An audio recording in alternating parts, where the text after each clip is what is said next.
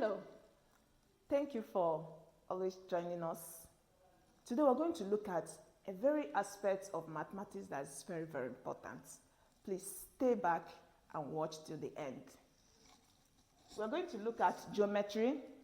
If today is your first time of joining us, kindly search for us on Facebook at Online Math Expo. If you're on YouTube at Online Math Expo.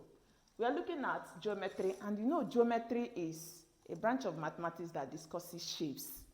But today we're looking at circle geometry, so we want to look at circle in details. Okay, but before then we have to review angles and triangles because we cannot do well in this topic if we don't know how to solve some problems on angles and triangle. We start with the first angle, which is angle on a straight line. This is a straight line. So if here is A and here is B, for angle on a straight line, the sum of these two angles is equal to 180 degrees. Okay, let's just take one example on that. If this angle here is 35 degrees or 135 degrees, to get this angle x, we are going to have 180 minus 135 to give us 45 degrees as the value of this x. Let's look at another angle which we call alternate angle. For alternate angle, it is angle on a Z shape. So whenever you have, and you know it's formed on parallel lines. It's formed on parallel lines. So whenever you have any angle in this form, this is equal to this. So if I have A here, here is also A. You can also have another shape in that form. The angle form here, you know, it's always on a Z shape. Watch. So if I have this angle here, it will be equal to here. So if here is 40, this place will be 40. Then if angle here is 30 degrees, it forms alternate with this.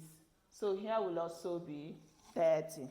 Another angle we'll look at, we call this one angle on an alternate angle. So another angle we'll look at is angle at a point. This is a point. When you keep expanding this point, it forms a circle. And for a circle, the total degrees of a circle is 360 degrees. So for angle on a point, it is 360. So whenever you sum any of these angles, if here is A, here is B, C and D, if you add all of them together, A plus B plus C plus D, will give us 360 degrees. Let's take for instance, if I have an angle and here is 120 degrees, I may be asked to find this angle X. You know, this has formed angle at a point. So for me to find the value of X, it will now be 360, which is the total angle on a point, minus 120 degrees. And when you subtract this, it will give us 360 minus 120. 0 minus 0 is 0. 6 minus 2 is 4. 3 minus 1 is 2. So our X here will give us 240 degrees. Okay, let's look at triangles. Let's review some types of triangles. The first one is what we call equilateral. And equilateral means equal. So it means that all the sides are equal. So if here is 5, here is 5, and here is 5. And also the angles are equal. And you know that total angles in a triangle is 180. So in that case, this will be 60, here will be 60, and here will be 60 degrees. So that when you add all of them together, it will give us 180. That is for equilateral. Then the next is isosceles. For isosceles, two opposite sides are equal.